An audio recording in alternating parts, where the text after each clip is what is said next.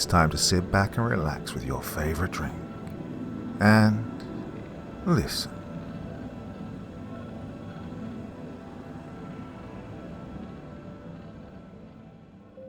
There's an old bell tower near my house. It's strictly forbidden to enter.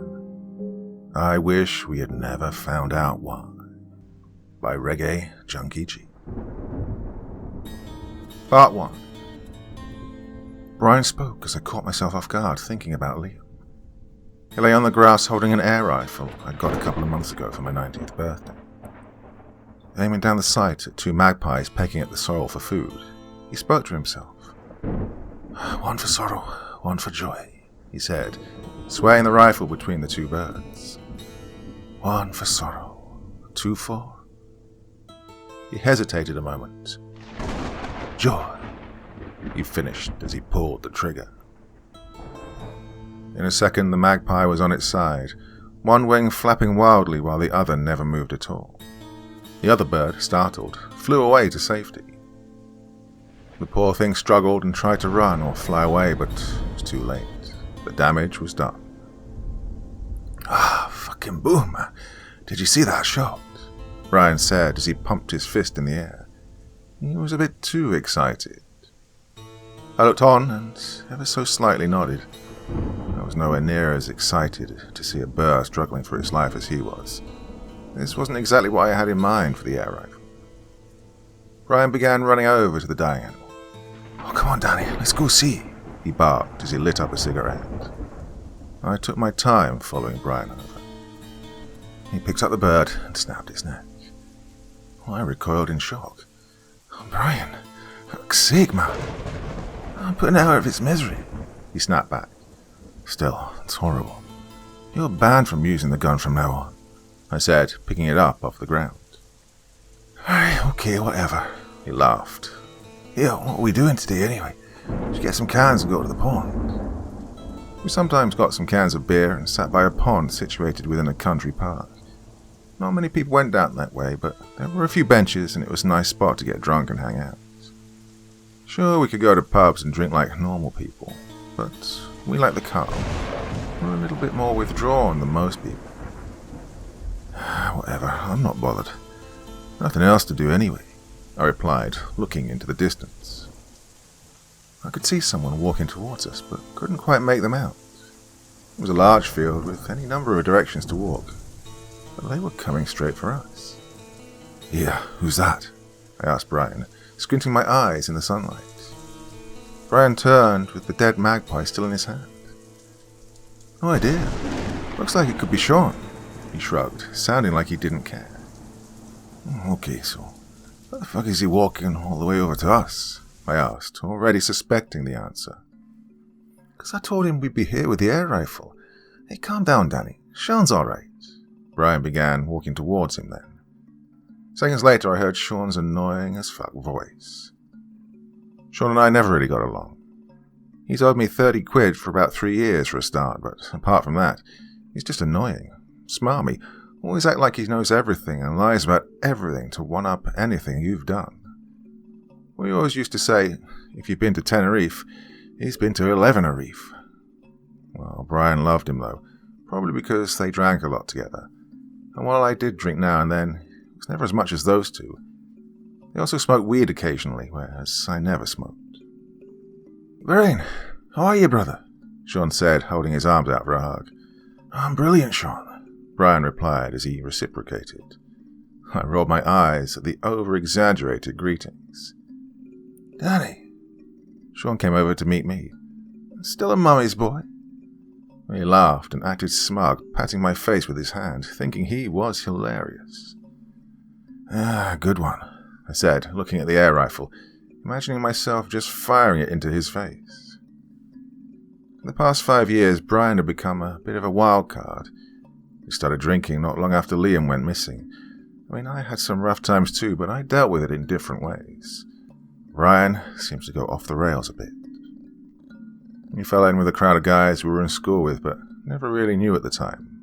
Ashwin, an Indian kid whose mum died when he was young and his dad was extremely strict and also an alcoholic. Dennis, who'd been caught dealing drugs at school and spent time in a young offenders institute. Then there was Sean, his dad abused him, his mum and his brothers, before his older brother snapped and gave him brain damage by hitting him with a car. Well, the three most messed up kids in school somehow found each other and became best friends. Make of that what you will. I'm sure there's a psychology experiment in there somewhere. Well, to be fair to Ash and Dennis, they were actually really nice guys once you got to know them. But Sean was always a total dick. I always thought if Liam was here, he would have done something about Sean. Put him in his place somehow. Oh, I genuinely miss Liam. He could be an asshole sometimes, but he always kept us grounded and stuck up for us. We would probably never have even known these guys if he was here. Sean and Brian were chatting just ahead of me in hushed voices. Brian seemed to get agitated before he stormed away from Sean. He walked right past me. He was clearly pissed off about something. What have you said to him, Sean? Why is he storming away? I asked, demanding an answer immediately. And Sean took a step towards me with a wild expression on his face. Out of pure instinct, I raised the air rifle and took aim at his face. Stay back, man. I fucking swear I'll shoot you, I said in a commanding tone. Sean just laughed. Daddy, get a grip. I'm not going to do anything. I come in peace, he said sarcastically as he took another step toward me. Well, then why did Brian storm off? Why are you coming for me like a weirdo? I took a step back, still aiming the rifle. I'm not coming for you, I'm just coming over to you. Put the rifle down, you look stupid, he said. I did feel a bit stupid, to be honest. Sean continued. I was just telling Brian I went down to the old bell tower earlier. A few hairs pricked up on my arms. And, I said as I lowered the gun. My voice was weak. And, Danny boy, he started with a smile, I saw someone looking out from the top, and I can see without 90% certainty it was that older boy you used to hang around with. That one who went missing, William or whatever. It's Liam, dickhead, I snapped back, jolting the rifle in his direction. And no, you didn't. People already check the bell tower when the search parties are out. If you know what's good for you, you'll stay away from there. Images of our time in the tower flashed in my mind, things I've spent years trying to forget. Whatever, that's just a shitty old building, he declared as he partially turned around. Anyway, I saw what I saw. Might be hiding out there or something. If you're all too scared of stupid ghost stories to get your friend back, then that's your problem.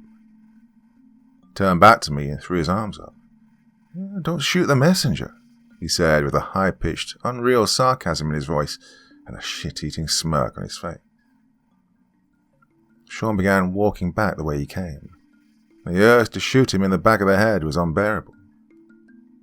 But it couldn't have been him. It couldn't have been Liam. The whole way home, I couldn't stop thinking about it. I didn't think Sean knew about our night in the bell tower, unless Brian told him. But we agreed to never tell anyone. So him saying that really struck a nerve. It didn't make sense. Oh, Brian must have said something. After that night, Liam disappeared from his house not long after we'd left. The last I'd seen him was when he left the garage to go to bed. His dad had seen him acting strange in the garden, walking in circles and mumbling incoherently before he suddenly sprinted away. Well, Liam's dad gave chase but couldn't keep up with his younger, fitter son. After that, he was never seen again. He wasn't caught on any CCTV. No other witnesses came forward with sightings. It seemed that he simply just vanished off the face of the earth. His parents were of course devastated, and we searched for months. Well, as a matter of fact, we never truly stopped searching, even after search parties and police efforts were eventually cancelled. Right up until recently, Brian and myself would often sneak out at night to look for him, through the woods, the outskirts of town, or the abandoned houses, sometimes even going to the bell tower and calling his name from outside the fence. But nothing ever came of it. We were too scared to go back inside now. Liam's dad and two uncles had already searched the bell tower from top to bottom one morning not long after he went missing. Not because of anything we'd said, just because it was a place near town where someone could hide. They said there was nothing inside worth mentioning. As the years passed, the world turned, and new things piqued the public's interest. Other stories came and went. Liam's disappearance faded into the background of people's minds. But we never forgot. We'll never forget as long as we live, and we will never stop looking for him. Sean saying that today hit me hard. I couldn't decide if he was just being a prick or if he was sincere. If Brian told him about the bell tower, then maybe he's just trying and miserably failing to be funny. But on the other hand, if Brian hadn't told him, then what could possibly make him say that? Well, that thought gave me the chills. Too many questions in my head. I started feeling sick again and thinking about everything. I just wanted to get home and lie down. When I eventually got home, I went straight to my room, put some Pink Floyd on and laid on my bed. It was only mid-afternoon, but my brain was tired, playing over everything in my head, sorting my thoughts out. Well, it was mentally draining. It wasn't long before I drifted off and fell asleep. I had dreams about the bell tower. That clown thing was dancing in a window, laughing frantically as its arms stretched out to about 40 feet long to grab me and Brian and pull us up back inside. Liam was behind it, pulling strings and dancing too. I woke up sweating and breathing heavily. I wasn't sure if I was definitely awake or not. It was nighttime. The moonlight shone in through my window and glistened on my damp skin. Didn't even know what time it was, so I searched for my mobile phone. It wasn't on my bed, it wasn't on the floor, it wasn't on my bedside table. Oh, where the fuck is it? I questioned myself. What time is it? And then I knew. Suddenly I knew the time. In the distance, as clear as day, those old bells tolled midnight once again. My phone lit up from the other side of the room. Brian was calling me. Part 2. Danny, I need to tell you something. Brian sounded panicked, speaking frantically before the phone was even at my ear. Do you hear them? He said after a short pause. I listened, but I couldn't bring myself to speak. I was frozen. The bells clanged and chimed their song so far away in the distance, but the sound reverberated around my head, made me feel faint, dizzy. Danny, are you there? It's the bells, I said at last, finally able to push words from my mouth. I hear them, Brian. I need to tell you something. Something Sean told me. I didn't believe him at first. That's why I stormed off. I thought he was just being a... I know, Brian, I interrupted. He told me too. Didn't want to believe it either, but that's where we always thought he ended up. You didn't tell Sean what happened to us in there, did you? I asked. Brian scoffed. Of course I didn't. I haven't told anyone. He sounded annoyed at me for questioning his loyalty. Okay, I didn't think you did. I just wanted to make sure. I dropped the phone silently from my ear. The bells had stopped. What do we do? Do we go back? I mean, if he is in there, then we really should go back and see if we can find him. I can't live with the guilt anymore, Brian. We know he was trapped in there. We never went back. Ryan hit back, sounding pissed off before I could say anything else. People searched the bell tower, Danny. Liam wasn't there. There's nothing for us to feel guilty about. He ran away. I stood at my bedroom window, pondering his words for a minute. I still felt guilty, even if he didn't. Sure, we were just kids, and sure, we'd have probably been killed if we went back that night. At the end of the day, Liam was gone, and I really felt like that was our burden to carry. We're all supposed to make it out together. One of us got left behind. Danny! I heard Brian from the other end of the line after a long silence. Brian, look. Before you say anything else, I think we need to go back. What if somehow Liam's still in there? What if there's any possible way we can get him back? I mean, we're not kids anymore. If there's even the slightest chance we can get our friend back home, I think we should be taking it. I heard Brian breathing heavily as I spoke. Oh, Danny, that place fucked us up. Maybe not you since you're so desperate to go back, but that night's ruined my fucking life. Brian was sobbing and sniffing as he spoke. We owe it to him, Brian. We always said we'd stick together no matter what. We need to go back. I wasn't taking no for an answer. Oh, for fuck's sake. I suppose you're right, Danny. I don't know. He paused for a few moments and then continued. Meet us tomorrow at 12. If we're going, we're taking the guys with us, and we're going during the day. Meet us at the park near the abandoned houses. Right, no problem. I'll be there, I replied. And Brian hung up. I lay back down in bed. Images of that night littered my thoughts. I struggled to get back to sleep. I felt dazed and horrible the next morning, like I was hungover somehow. I got myself ready and sat thinking of what I should bring with me. I took a rucksack and put some things in. A few large kitchen knives, hammer, a big torch with extra batteries, and I took a lighter with a can of hairspray. I remembered the paper on fire being a relatively effective tool. I felt like a makeshift flamethrower was somewhat upping our game. I met Brian, who was already with Sean and Ash, and they were sitting on a small grassy patch next to the road. We were just waiting on Dennis with the car. With all the pleasantries out of the way, we had to get down to it and tell everybody about the bell tower. Dennis arrived shortly after I did, and I let Brian take the lead on the story. I could see in everyone's faces that they thought we were full of shit. I sat there thinking to myself, well, you just wait till you're inside. Sean laughed. Therefore Ash and Dennis copied him, but I really feel like they had to force their laughter. I think there was at least some doubt woven into their minds, which was a good thing. We were all going in, and we had to be prepared to expect the worst. We got out of the car and made the short trek through the woods. As I saw the looming bell tower come into view through the trees, I shuddered.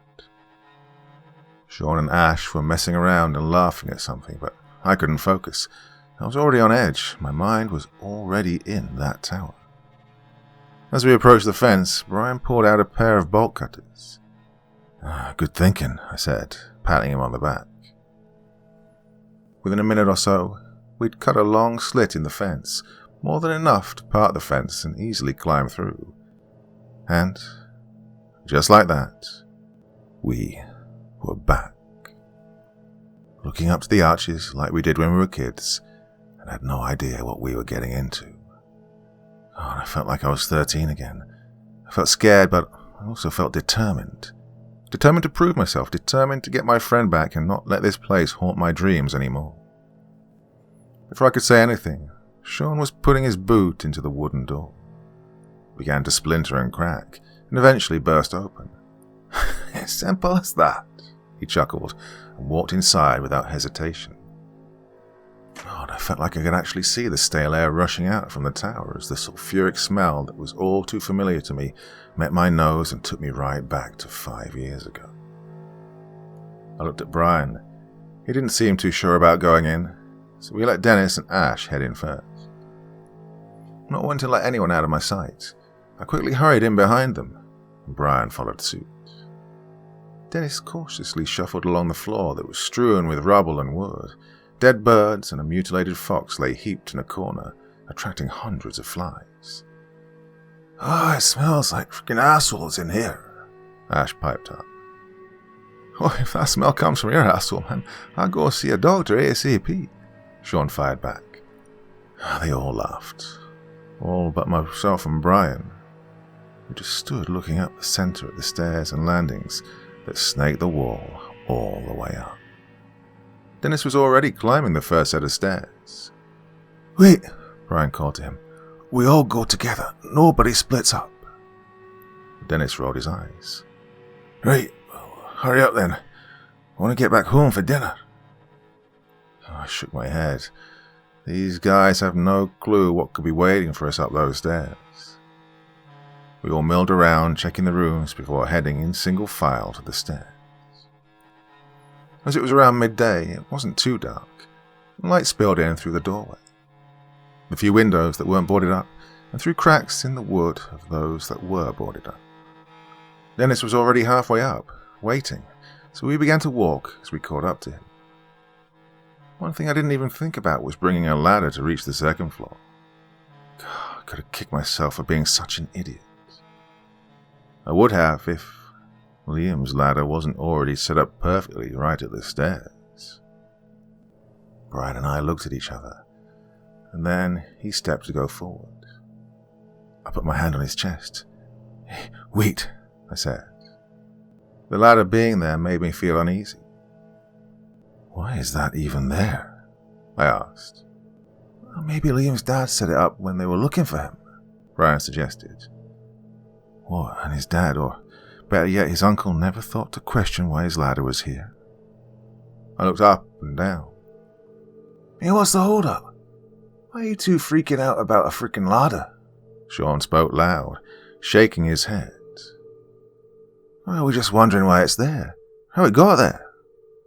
Ryan sounded annoyed, and I was annoyed too. "Who cares why it's there?" He turned and gestured to the ladder then. "It's there, so we should use it." Sean then turned back to us. "Well, maybe it's there because William has been using it to get up and down the stairs. You ever think of that?" "Hey, it's Liam, you fucking..." I attempted to chastise Sean, but he'd already turned and started climbing the ladder. I looked at Brian and shook my head. "God, we never should have brought him," I said as I walked away. Sean had reached the top of the ladder and started climbing onto the remaining portion of the stairs. Before he was even off the ladder, Dennis had begun climbing. I stood next to Ash. "Oh, God. What's the deal with this ladder, then? I'm confused," he asked in his soft voice. "It's just another part of the story," I told him. "It was Liam's uncle's ladder, but when they searched here, they said they found nothing noteworthy. And then we get here and it's set up nicely at the stairs, waiting on us. God, it just gives me a bad feeling." "I can see why," he said. He patted my back and nodded his head towards the ladder. "On you go, Danny. I'll get Brian." Ash turned and went to fetch Brian, who looked upset and was standing stationary a few feet away. I stood at the bottom of the ladder, waiting for them to come over, and then, one by one, we climbed up onto the crumbling stairs. As we ascended the old stone, I could literally feel the air getting thicker. The smell of rotten damp fouled my nose. Sean and Dennis led the way. They were up front joking about stuff and laughing like little girls. Couldn't really hear what they were saying, though. Suddenly Sean blurted out, "William, are you up there? Come out, wherever you are." God, how difficult is it to remember one simple name? I was beginning to think he was calling Liam William on purpose, out of pure disrespect. "God, it's Liam," Ryan corrected him. "Ooh, sorry," Sean jested. Dennis sniggered at his sarcasm. "Liam," Sean called out again. "Where are you, Liam?" He was elongating his name, acting stupid, like it was funny. And as we approached the second-floor landing, I could hear something. It sounded faded, as if it were in the distance. It was humming, like someone humming a tune. The tune was vaguely familiar. Nobody else seemed to notice, and everybody continued as if nothing was out of the ordinary. We made our way into the middle of the landing. I spent a few minutes looking at the door where I first heard the whisper that night 5 years ago. It was still shut.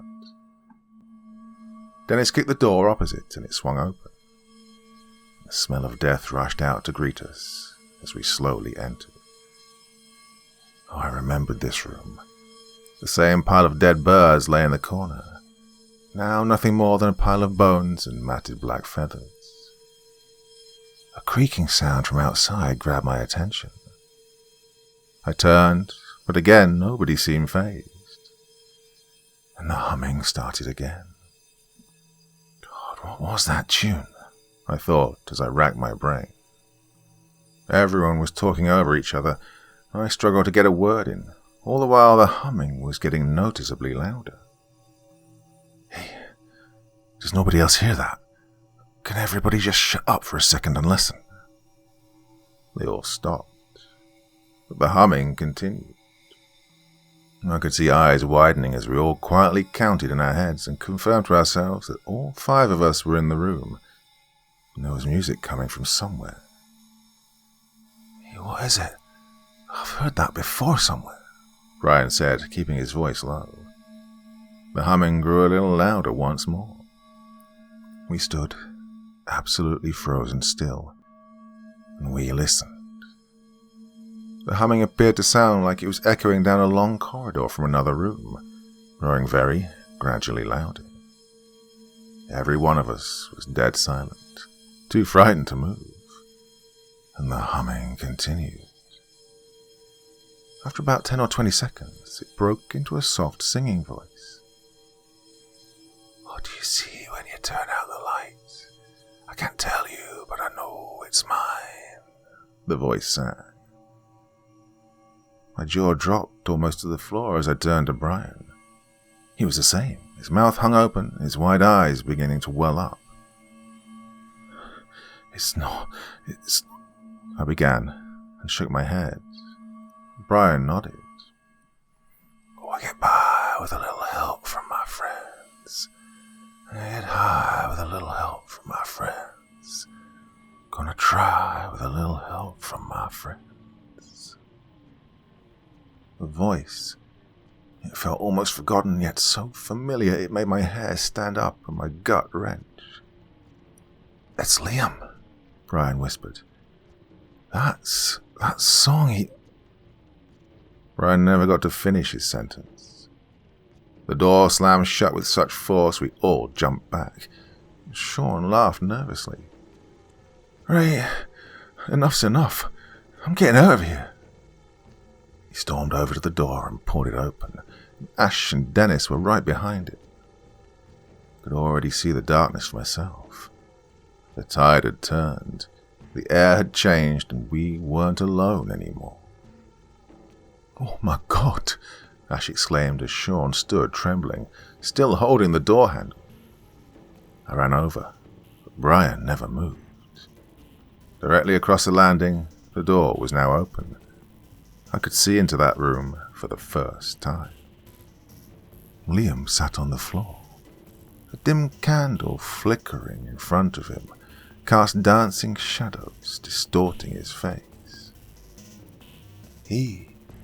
Danny," he whispered. I looked into his glowing yellow serpentine eyes and shivered. He slowly lifted his finger to his mouth and smiled.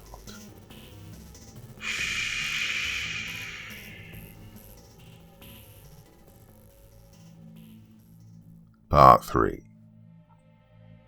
We were frozen in our place for a long time while Liam just stared at us. He seemed hazy. He didn't look solid, more like some kind of shimmering apparition. We were too scared to move a muscle. The candlelight danced and flickered, illuminating that thing using Liam's face to mock us. He hunched over and blew the candle out. When the flame died, he was completely swallowed by the darkness, like he'd vanished. And the door slowly closed as we watched in complete awe. There was a thick atmosphere of terror and confusion amongst the group. After the door closed, we still stood exactly as we were. It was another long time before anyone even felt brave enough to breathe, let alone move. Someone took a step back. Soon all of us took a couple of steps back. "Still think we're lying?" I said, shaking my head, mostly directed at Sean. "So what? I mean, your friend Liam's in there. Why didn't you go get him then?" Sean snapped back. "You guys obviously had all this planned or something." "Sean, trust me, that's not Liam. This is how it all started before," Ryan said, moving towards the door.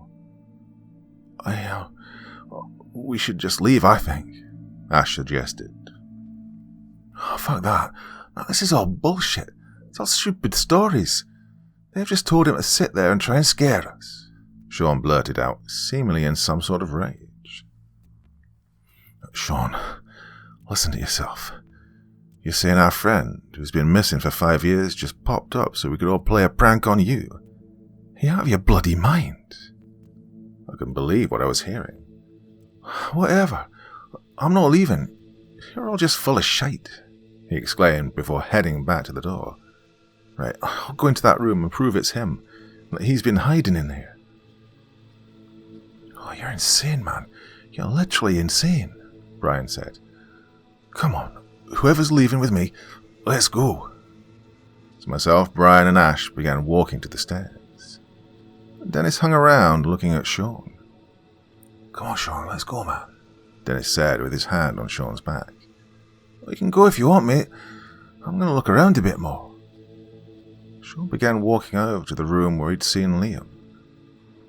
Dennis shook his head and turned to us as we waited. Oh, I can't leave him here by himself. He looked genuinely worried. We turned and continued down the stairs. I could see Sean trying to barge the door open before he was eventually out of sight. Ash and Brian were muttering to each other.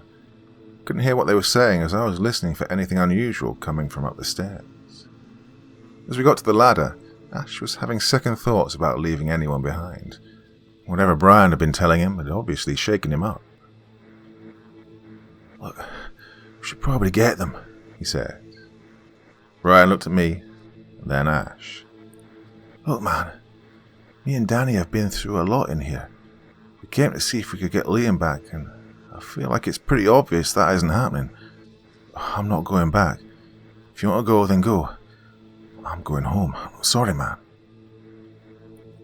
I looked at Brian. I was honestly torn. We'd already left someone behind, and I wasn't sure if I was ready to carry that guilt for anyone else. Danny? Ash looked at me for someone to go with him. I don't know, Ash. There's two of them there. He isn't alone, but I really think if we're going back, we should all stick together.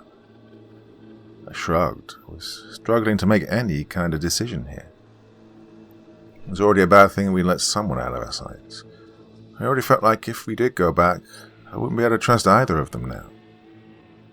We were startled then by a crashing sound from above, a horrible hissing and intermittent screams for help. We could hear a scuffle and things being thrown around. We all looked at each other, terrified. We need to just get out of here. There's nothing we can do, Brian said, ready to get down onto the ladder. Ash began running up the stairs. Ash, wait, I called to him. Brian, we can't let him go up there alone. Brian looked down to potential safety, then back up to Ash, who was mindlessly running into potential danger. Oh, fuck's sake, Danny, he said as he climbed back to his feet. We ran to meet Ash at the top of the stairway. He'd stopped dead in his tracks. Dennis was on the landing, stumbling towards us, muttering to himself. He was covered in dirt and didn't seem to even notice we were there. Dennis, Ash said. He looked up and saw Ash right in front of him. Don't, Dennis mumbled as he continued staggering towards the stairs. Hey, Dennis, wait there, Ash called to him again. He was approaching me and Brian. I looked into his eyes. His face was bruised and beaten. His eyes seemed normal, but not that it convinced me this really was Dennis, and I cautiously put my hand out and steadied him. Hey, Dennis, it's us, I said, reassuringly. He started crying like a 5-year-old who'd just fallen off his bike. Hey, Dennis, what happened? Where's Sean? Brian asked. Dennis sobbed and fell to the floor. It's got him. He fell inside the doorway and it closed. All I could hear was him screaming. Then something grabbed me and started smashing me into a wall. Next thing I remember was Ash saying my name. I don't even know how I got down here. I was dubious about the whole situation. I looked at Dennis with skepticism. Ash was already picking him up, but I just wasn't ready to believe anything he said right away. I could tell Brian was the same. Screaming and shouting from above filled the entire area. We heard banging and Sean shouting for Dennis to come back. Ash looked at me, horrified. We need to go. No fucking around. We need to go and just try and get him. I pulled a knife out of the bag and gave the other one to Brian. Ash, just help Dennis to walk if he needs. Me and Brian will go first. I'll be okay. Let's just go and get him, Dennis said. I narrowed my eyes at Dennis. His eagerness to go back upstairs didn't sit well with me. Brian and I turned to head for the stairs. I whispered to Brian, if he makes any strange moves, stabbing him in the neck and running for my life. I'm not joking, man. I don't trust this. Brian just nodded in agreement as we began to ascend. When we reached the landing, the screaming stopped. But the door to the room Sean was in was opening and slamming shut continuously. Dennis and Ash were only a few steps behind. I pulled out the torch and switched it on. It shone over to the rapidly slamming door. Every time it opened, I could see a crooked, opaque face, low down, staring back at us, gaunt with deep black eyes. After a few seconds of the torchlight on the door, it shut and stayed shut. "What do we do?" Ash asked. "I don't know, Ash. I don't necessarily want to go over there, but Dennis said that's where Sean is, so I'm assuming that's where we need to go."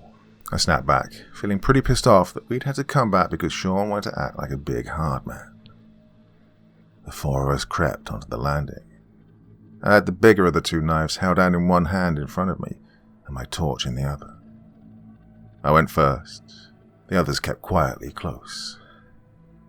The door opened a crack when I got to within 2 feet of it. "They're coming," I heard a whisper say in a crackled voice. Who they were wasn't abundantly clear. Did it mean us, as in we were coming to the room, or was it a warning that something else would be coming for us? I directed my torch into the small opening. Black pointed fingers slid back inside into the darkness. I closed my eyes. I raised my boot and kicked the door open with such force, anything behind it was getting a large dose of wood to the face. The door swung open with such ease, in contrast to how impossible it seemed to open earlier, or even the last time we were here.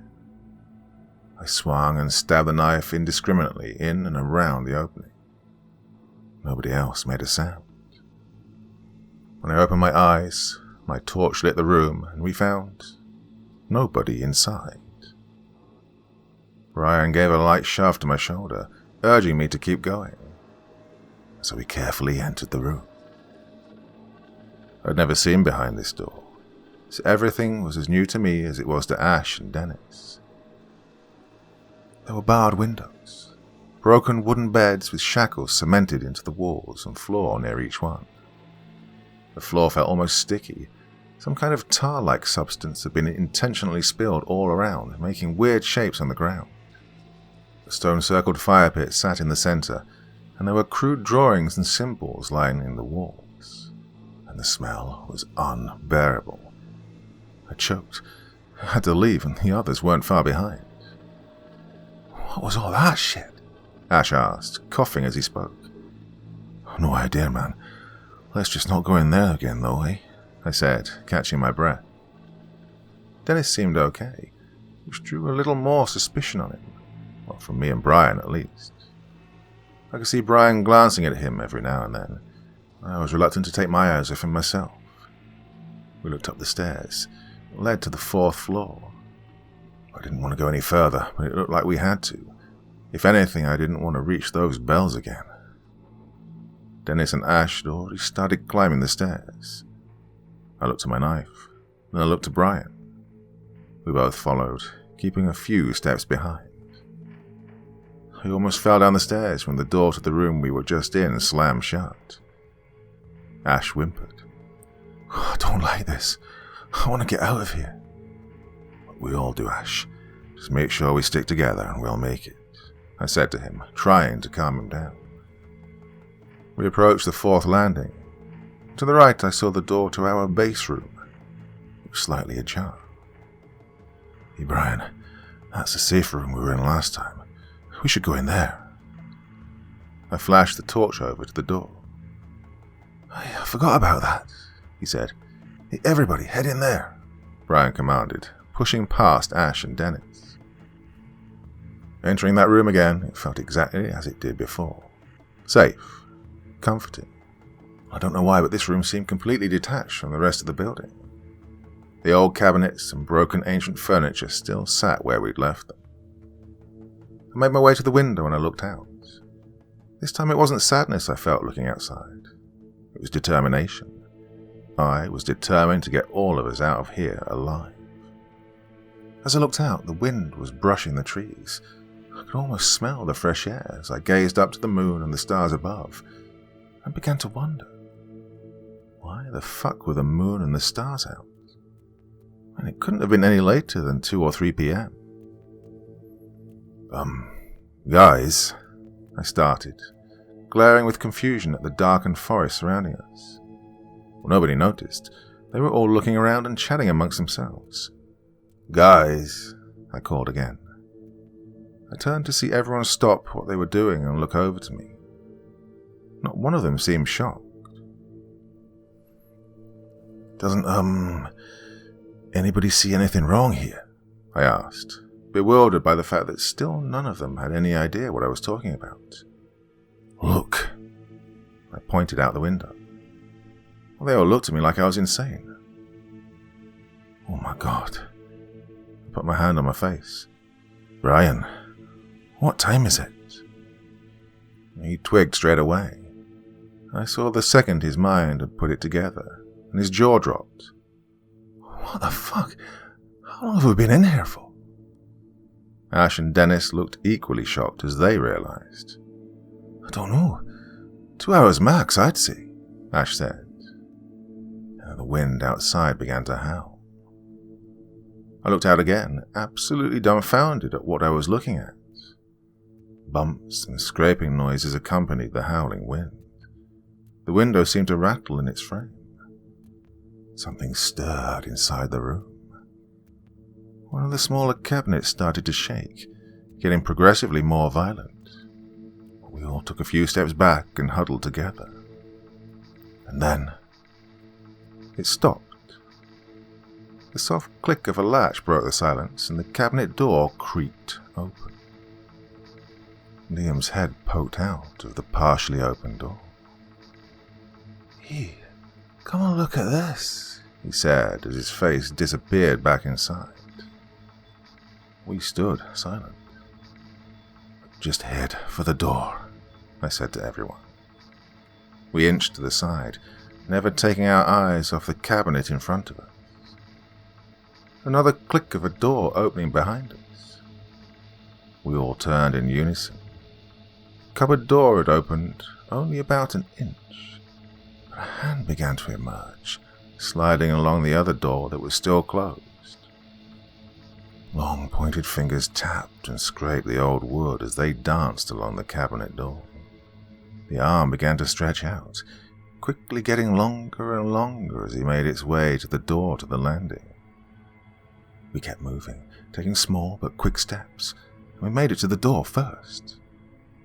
And the cupboard door burst open as we began to exit the room. A tall black figure was crouching inside. It looked right up at us, directly into my eyes, and its gaze burned. Then the creature let out a scream and, in an instant, darted towards us. We all hurried out and pulled the door shut, loud banging coming from the other side as the door rattled and cracked. We held it shut with everything we had. We need to go somewhere. We need to run. Just run down the stairs, I cried out. Then on the count of 3, we let go and ran for the stairs to head down. As we got to the stairway, we could see, at the bottom, slowly crawling up each step, was the same contorted, jagged black figure, smiling and laughing at us as its hands and feet approached to scorch and crumble the stone beneath it. We were once again frozen in fear as the beast slowly got closer. We only had one other way to run. Up. Part 4. Oh, fuck, I screeched. Okay, everyone, up the stairs. We all turned, stumbling over each other as we clamoured for the stairs leading up. It was clear. We sprinted up as fast as we could. I could see the stairway to the bells come into view as we approached the 5th floor landing.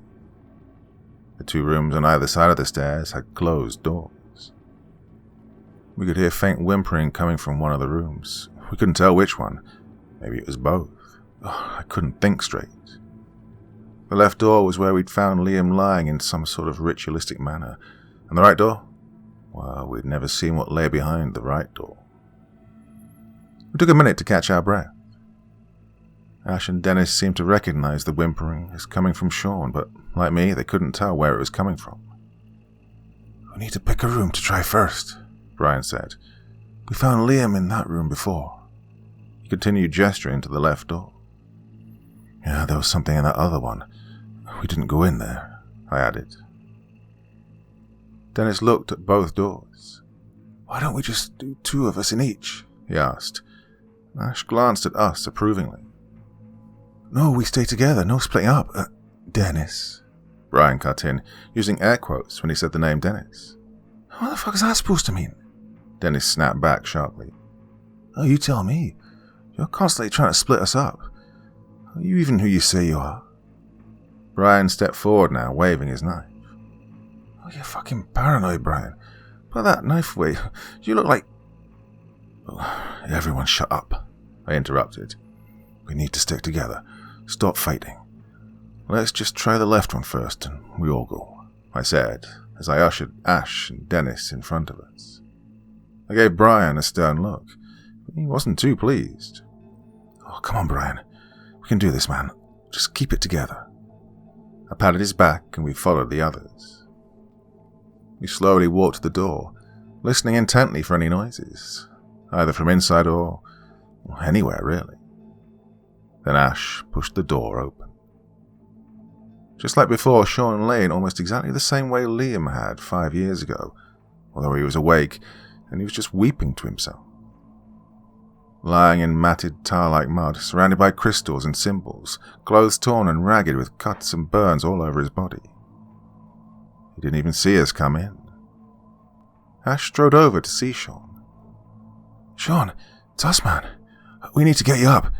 We need to get you out of here," Ash said, patting his face. "God, he's absolutely freezing," Ash exclaimed.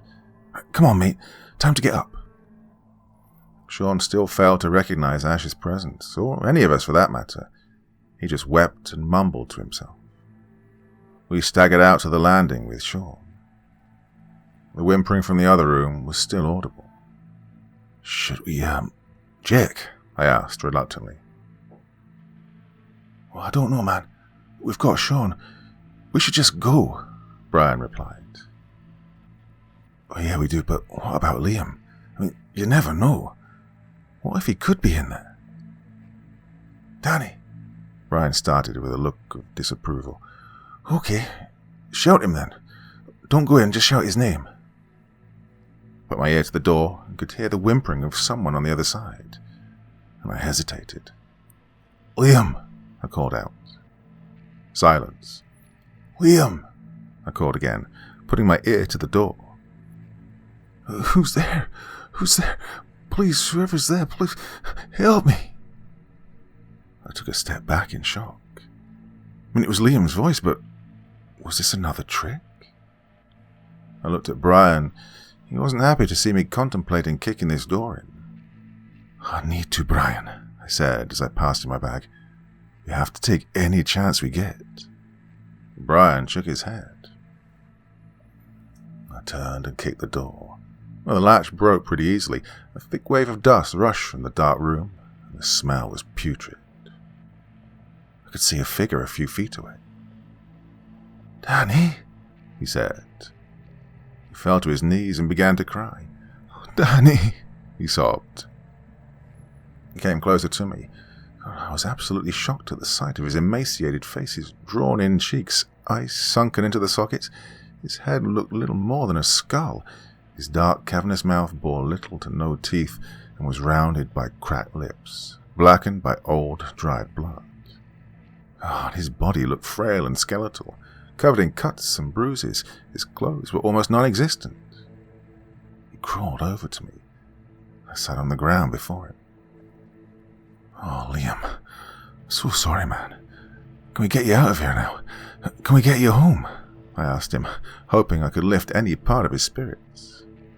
Liam came closer still and eventually fell over my lap. I was holding him almost like a baby. "Oh, man, you left me here," he said, struggling to get a breath. "You and Brian left me here.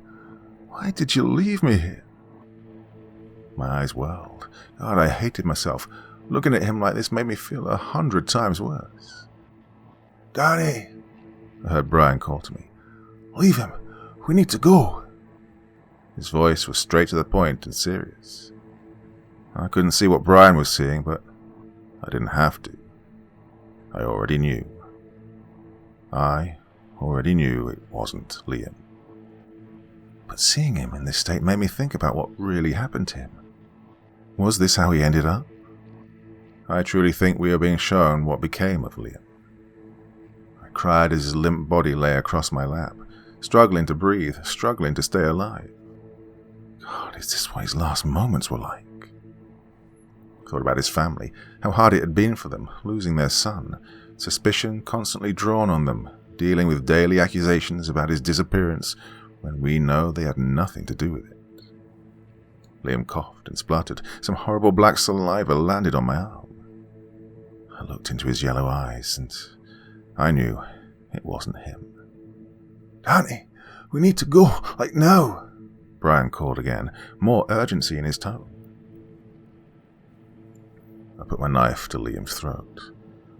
"I'm sorry," I sobbed. He looked shocked and scared, but I wasn't being fooled this time. I slid the knife with ease into his throat all the way until it came out the back. And no blood spilled. I threw his body off of me, but the knife was stuck. My hand was stuck. I tried to pull at it, but it wouldn't budge.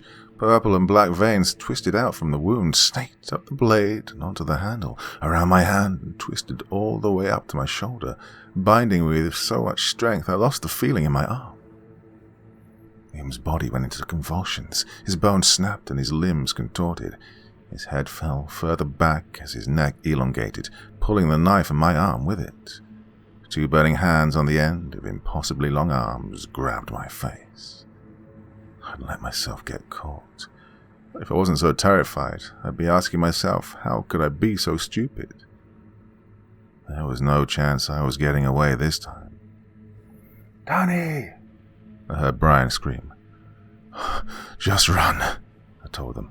"Just run." I felt like I'd given up any hope. I felt the energy completely drained from my body. My eyes began rolling back. All I could see in a haze of grey mist was a grinning face with chiseled, sharp features and glowing yellow eyes.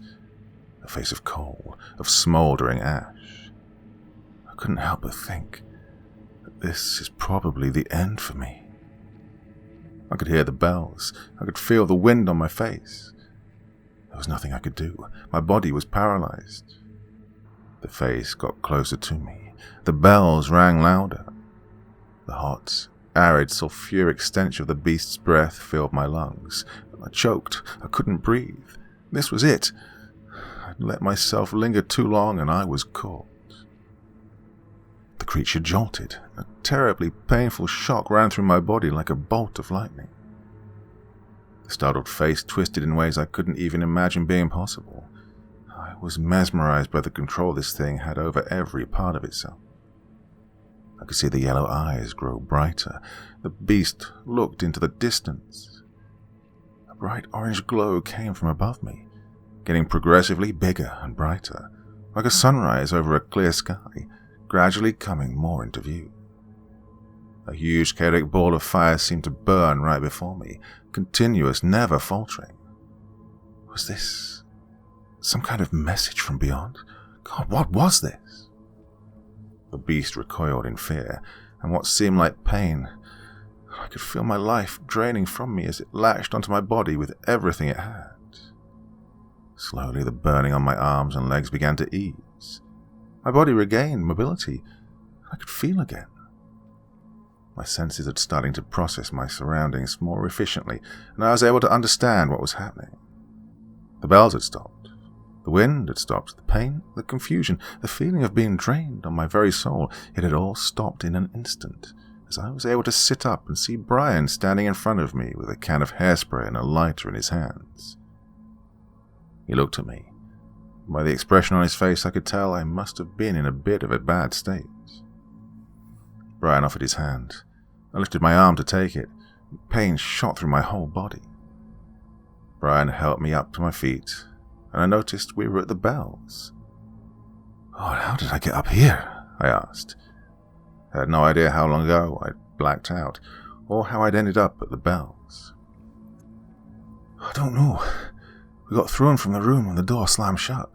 All we could hear was you screaming, then everything went quiet," Brian explained. "A few minutes later, the bells were chiming, and I thought we should at least look. When I got up the stairs, you looked like you were having a seizure, and that thing was right in your face." "Oh, thanks, man. Thanks for not giving up on me," I said. Even talking was accompanied by great pain.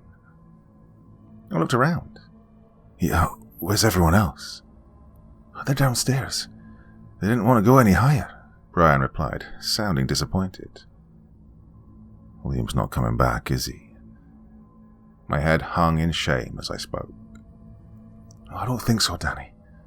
We just need to make sure we all get out of here now. We tried our best. Now we need to stay alive." Brian put his arm around me to help me walk. Although I felt okay to walk myself, I was still grateful for the hand. I could see Dennis, Ash, and Sean at the bottom of the stairs, staring up with horrified looks on their faces. "You okay?" Ash called up. "I'll be fine," I answered, taking my time on the steps. We got to the 5th landing, and we were all reunited. "Let's get out of here before any other shit happens," Sean exclaimed. If only that was his thinking earlier. We began our descent. 4th floor, 3rd floor, 2nd floor. We started on the steps to take the ladder to the 1st floor. Psst. My ears pricked up. I looked around. Psst. I looked up. Something was falling slowly, dancing and swooshing in the air as it fell. Not like a small square piece of paper. It landed right at my feet.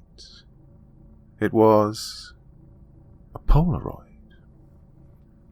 With trembling hands, I picked it up and flipped it round. Oh, the look of fear was clearly evident on my face as everybody looked worried. "What is it?" Dennis asked. I narrowed my eyes and looked at him with suspicion. I turned the photo to show the others. It was a Polaroid of Dennis, like he'd taken a selfie. His black toothy grin and yellow serpentine eyes sent a shiver down my spine as in the background I could see Sean, Ash, and Brian watching me kicking a door. The door on the 5th floor where Liam was. Brian immediately held his knife to Dennis's neck. Part 5. Brian pressed the blade into Dennis's neck almost to the point of breaking the skin. "What the fuck are you doing? That's not real. That's not me," Dennis stuttered as he panicked. I could see him visibly shaking. Ash and Sean took a few steps back up the stairs towards me. Brian grabbed Dennis by the collar and threw him to the ground, knife still pressed to his neck. "I knew it," he said. "I knew there was something weird about the way you were acting." "Brian, I swear, I never took that picture, I swear." "Hey, shut up. Where's Dennis? What's happened to him?" There was pure aggression in Brian's voice. "I'm Dennis. I never took that photo. You need to believe me, it wasn't me." Dennis did sound like he was genuinely panicking, but we'd all heard that before. "What does this mean?" Ash asked sheepishly, looking terrified. "It means Dennis has been taken. Whatever that thing is that had me up the stairs, it has Dennis too. This isn't the real Dennis, and we need to get as far away from it as quickly as possible." I took another step back. I was now back on the 2nd floor, looking down. Brian was still on the last couple of steps, holding Dennis with the knife to his throat. He was in a huge fit of rage I'd never seen from him before as he screamed in Dennis's face. "Fucking leave us alone. Let us leave. Just let us leave and we'll never come back." Dennis pleaded with him. "Oh, please, Brian. You need to listen to me, man. I'm me. I never took a photo. Why the fuck would I even use to take a photo?" "He has a point, to be fair," Ash piped up. Where would he have gotten a Polaroid camera from? What he used to take the photo was irrelevant. The Polaroid itself is significant, not how it came to be, I informed him. Ash looked at me, confused. As we watched the struggle between Brian and Dennis, I could see a dark silhouette slowly climbing the ladder, and my heart stopped. Messy, wild, colourful hair, and a pure chalk-white face, two tiny eyes glowing like lasers trained on us, the dripping red paint around the mouth, jagged, stained teeth forming a menacing grin. I could see the familiar baggy black and white checkered suit, stained red with blood. "Welcome to hell, children." The shrill voice made my bones itch. I could see Brian partially release Dennis as he watched this clown still climbing the ladder, making its way up. Dennis slid from under Brian's grasp and backed away. Ash and Sean stepped back some more. Sean tripped and fell, but never took his eyes off the advancing clown. "What is that? What's going on?" Sean stammered, sliding back, kicking rubble as his feet slid on the ground. The clown moved in a jerking fashion. Its gaze alternated between us all, and then met my eyes. I looked away. I was speechless. One hand on the crumbled first stair, Brian was still frozen. The clown grabbed his leg and began to pull Brian over, but he managed to pull himself back up, but couldn't grip onto anything. The clown laughed and tugged at his leg. I snapped into action. I carefully ran down the remaining stairs and grabbed Brian's hand. "Someone grab a knife or something," I screamed to the top of the stairs. The clown repeated its phrases over and over again as its head shook and its hand pulled. They were still just standing at the top watching. "God, did anyone hear me? Fucking help!" I screamed again. I saw Dennis coming down with my knife in his hand.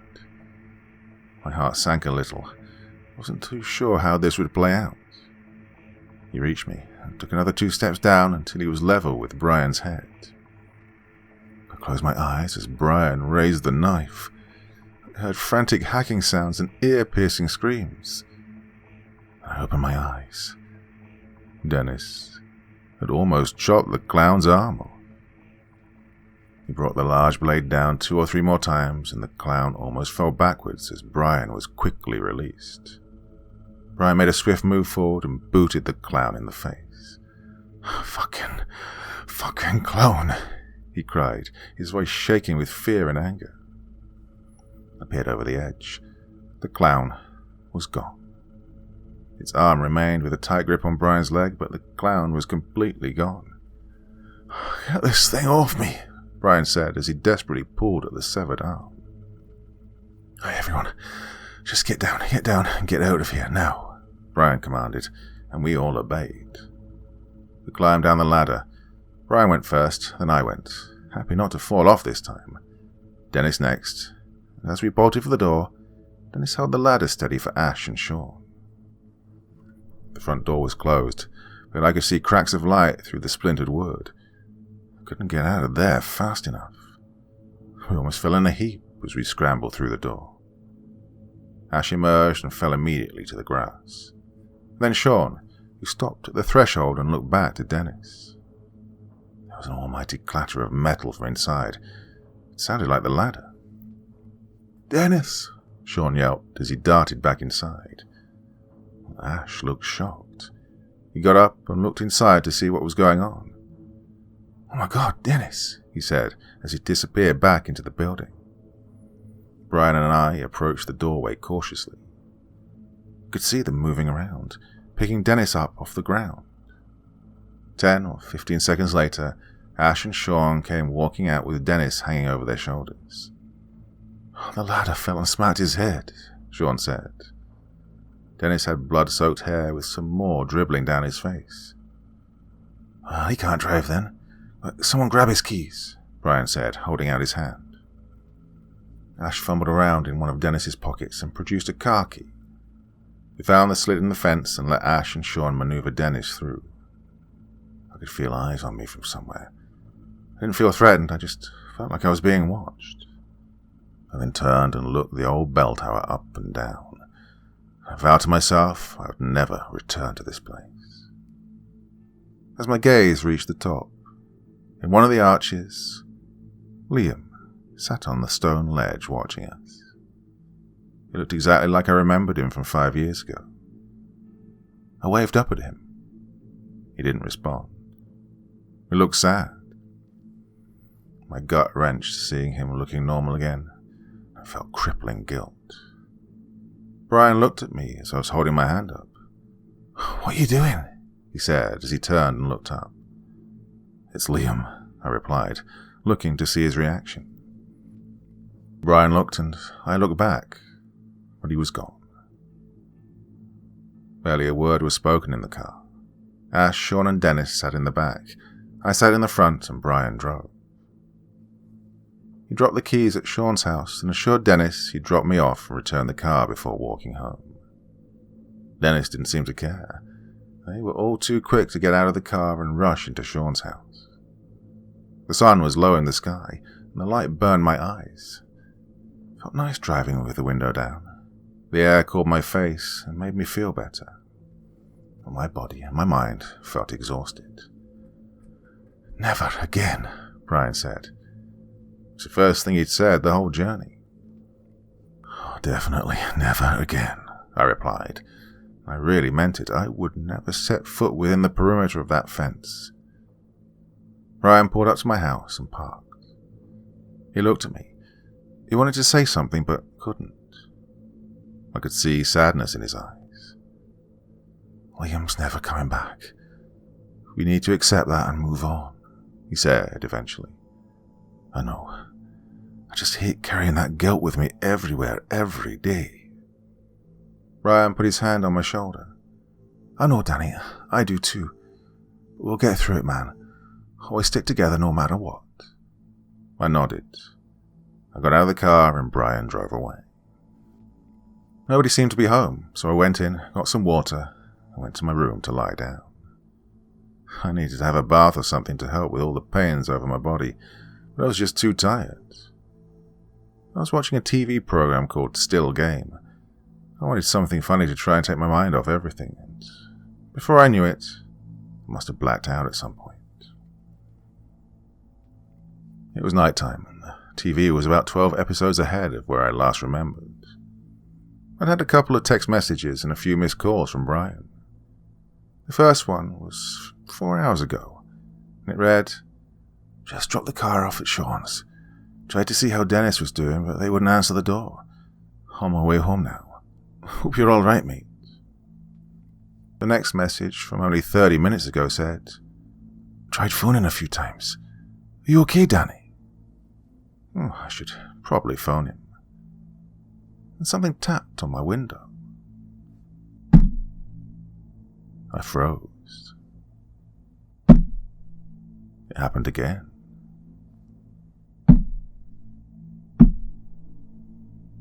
I was scared stiff. Then my phone buzzed. Another text from Brian. It's probably him trying to get my attention at the window. I picked up my phone and walked over, feeling a little more relaxed. Brian wasn't there. Illuminated by the dim streetlight, 3 figures stood in the road, staring up at my window. I could just make out who it was. Ash, Dennis, and Sean. Their slightly distorted faces all stared right at me, beckoning me down. Their glowing yellow eyes held my gaze.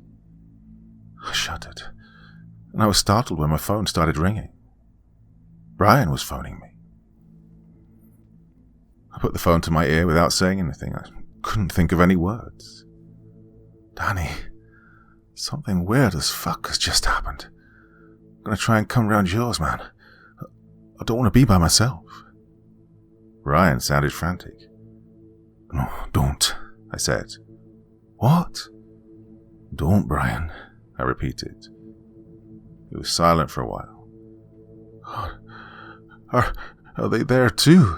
he asked quietly, stuttering. "They're here." "Shit, how's that possible? God, I'm looking at them right now, out my window," Brian said, sounding absolutely bewildered. I couldn't understand it myself. They were at his house too? My train of thought was interrupted by Brian talking. What's going on, man? How did this happen? He continued. I couldn't tell if he was asking me directly or asking himself rhetorically. I don't know, I said, but we shouldn't go anywhere near them. Just stay inside. Then I heard the bells coming from Brian's end through the phone speaker. Brian sighed. Oh, do you hear that? I hear it, but only through the phone. Oh, I need to go, man. I'm putting my headphones in. I'm sick of hearing those fucking bells. Brian sounded almost hysterical and quickly hung up before I could even say goodbye. Don't go outside, I quickly shouted down the phone, just to remind him. Whether he heard me or not, I couldn't tell you. When the line went dead, I could still hear the bells, and they were gradually getting louder. I glanced out the window once more. They were still standing there, waving me down. Oh, no fucking chance. It's been just over a week now, and every night they come. Every single night the bells ring at midnight. Without fail, they're outside my house. Sometimes Liam's with them, sometimes not. Well, I haven't spoken to Brian in a while. I'm just hoping, praying that I don't look out one night and see that he's joined them. I should probably phone and make sure he's okay, and remind him not to go outside.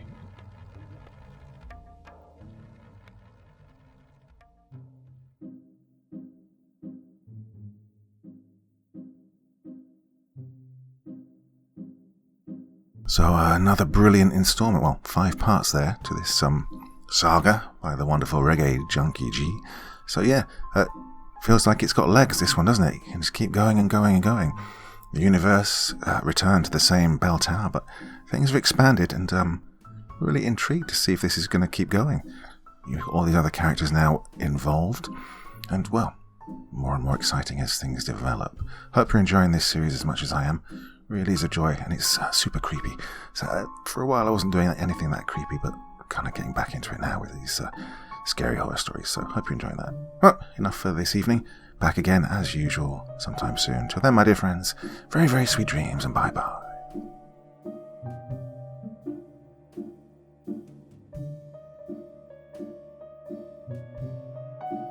Thank you so much for taking the time to listen to this story today. Really means a lot to me and to the author of the story, of course. Well, if you want to know more about me, I'm pretty much everywhere on social media. You can find me on Facebook, Twitter, Instagram. You can download my music on SoundCloud. I've got a Patreon if you feel like. Throw me $1 or $2. Very much appreciated. And of course, on Reddit, I have a place where you can leave stories if you want me to read one that you've written. Well, hoping to see you all again very soon. Till then, sweet dreams. Bye-bye.